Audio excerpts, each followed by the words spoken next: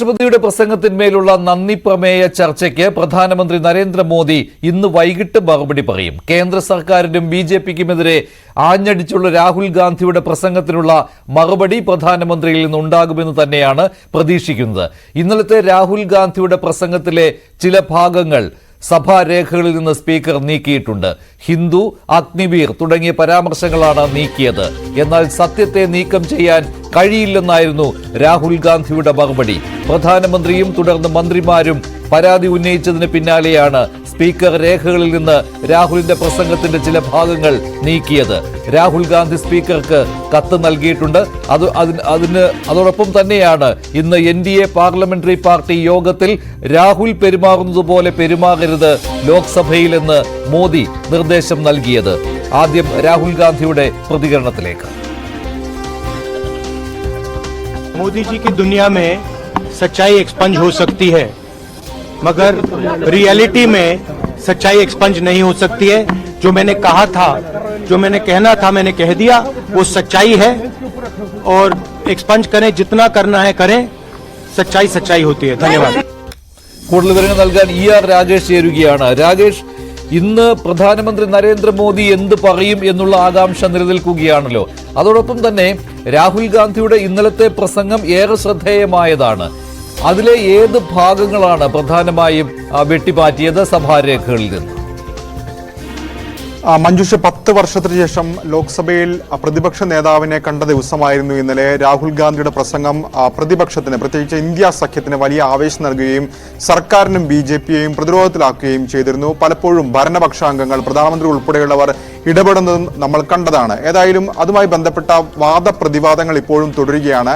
രാഹുൽ ഗാന്ധി ഇന്നലെ പ്രസംഗത്തിൽ ചില പരാമർശങ്ങൾ നടത്തിയിരുന്നു. അത് ഒന്ന്, ഹിന്ദുക്കൾ എന്ന് സ്വയം പറഞ്ഞു നടക്കുന്നവർ 24 മണിക്കൂറും വിദ്വേഷ പ്രവർത്തനങ്ങളിൽ ഏർപ്പെടുന്നു എന്ന് പറഞ്ഞിരുന്നു രാഹുൽ ഗാന്ധി. അതാണിപ്പോൾ സഭാരേഖകൾ നീക്കിയിരിക്കുന്നത്. അതായത് ഇന്നലെ തന്നെ ഇതിനെ ചോദ്യം ചെയ്തിരുന്നു BJP അംഗങ്ങൾ. പ്രധാനമന്ത്രി അടക്കമുള്ളവർ വ്യക്തമാക്കിയത് ഹിന്ദുക്കളെ അക്രമകാരികളെന്ന് വരുത്തി തീർക്കാൻ ശ്രമം നടക്കുന്നു എന്നായിരുന്നു ആരോപിച്ചത്. അതിന് രാഹുൽ നൽകിയ മറുപടി BJPക്കും ഒപ്പം തന്നെ RSSനും ഹിന്ദുക്കളുടെ മൊത്തം അവകാശമില്ല എന്ന മറുപടി രാഹുൽ നൽകിയിരുന്നു. ഏതായാലും സഭാരേഖകളിൽ നിന്ന് നീക്കം ചെയ്തിരിക്കുകയാണ് ഇപ്പോൾ ആ പരാമർശം. ഇതിൽ വലിയ പ്രതിഷേധം ഏതായാലും രാഹുൽ ഗാന്ധിക്കുണ്ട്, ഇന്ത്യ സഖ്യത്തിനുണ്ട്.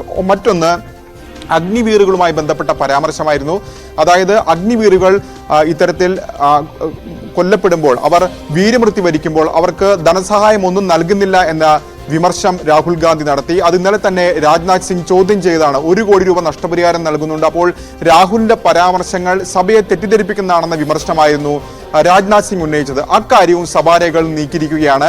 മറ്റൊന്ന്, നീറ്റ് പരീക്ഷയുമായി ബന്ധപ്പെട്ട് കോട്ട കേന്ദ്രീകരിച്ചുകൊണ്ടുള്ള നീറ്റ് പരീക്ഷകൾ കേന്ദ്രം നടത്തുന്നതടക്കമുള്ള പരാമർശങ്ങൾ രാഹുൽ ഗാന്ധി നടത്തിയിരുന്നു. അതും സഭാരേഖകൾ നീക്കിയിട്ടുണ്ട്. ഇന്ന് രാവിലെ ഏതായാലും സഭാ സമ്മേളനം നടക്കുന്നതിന് തൊട്ടു മുമ്പ് രാഹുൽ ഗാന്ധി മാധ്യമങ്ങളോട് പ്രതികരിച്ചപ്പോൾ എന്ത് വേണമെങ്കിൽ, താൻ പറഞ്ഞതിലെ ഏത് വാക്കുകൾ വേണമെങ്കിൽ നീക്കട്ടെ, പക്ഷേ പറഞ്ഞ കാര്യം സത്യമാണ്, അതിൽ ഉറച്ചു നിൽക്കും എന്ന് രാഹുൽ ഗാന്ധി പറഞ്ഞിരുന്നു.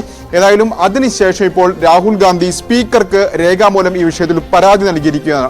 അതായത് തന്റെ പരാമർശങ്ങൾ നീക്കം ചെയ്തത് ഞെട്ടൽ ഉളവാക്കി എന്നാണ് ഇപ്പോൾ രാഹുൽ ഗാന്ധി പ്രതികരിച്ചിരിക്കുന്നത്. മാത്രവുമല്ല, ഇത്തരം നീക്കങ്ങൾ, അതായത് ലോക്സഭാ സെക്രട്ടേറിയറ്റിന്റെയും ലോക്സഭാ സ്പീക്കറുടെയും നടപടി പാർലമെന്ററി ജനാധിപത്യ തത്വങ്ങൾക്ക് വിരുദ്ധമാണെന്ന് കൂടി രാഹുൽ ഗാന്ധി ഇപ്പോൾ ചൂണ്ടിക്കാണിച്ചിരിക്കുന്നു. എന്ന് പറയുന്നത് ഇന്ന് വൈകിട്ടാണല്ലോ പ്രധാനമന്ത്രി നരേന്ദ്രമോദിയുടെ മറുപടി പ്രസംഗം വരുന്നത്. ഇന്ന് രാവിലെ NDA പാർലമെന്ററി പാർട്ടി യോഗത്തിൽ പ്രധാനമന്ത്രി ചില നിർദ്ദേശങ്ങൾ MP-മാർക്ക് നൽകിയിട്ടുണ്ടല്ലോ. അതിൽ ഏറ്റവും പ്രധാനപ്പെട്ടത് രാഹുൽ ഗാന്ധിയെ പോലെ സഭയിൽ പെരുമാറരുത് എന്നുള്ളതാണല്ലോ. അത് പ്രധാനപ്പെട്ട കാര്യമാണല്ലോ. എന്താണ് തന്റെ പ്രസംഗത്തിൽ ഉണ്ടാകാൻ പോകുന്നത് രാഹുൽ ഗാന്ധിക്കെതിരെ എന്നതിന്റെ ഒരു സൂചന കൂടിയാവുകയാണല്ലോ ഇത്. കീഴ്വഴക്കങ്ങൾ ലംഘിക്കരുത് എന്നല്ലേ പ്രധാനമന്ത്രി ഉദ്ദേശിച്ചിരിക്കുന്നത് രാഹുലിനെ പോലെ പെരുമാറരുത് എന്ന് നിർദ്ദേശം നൽകുമ്പോൾ?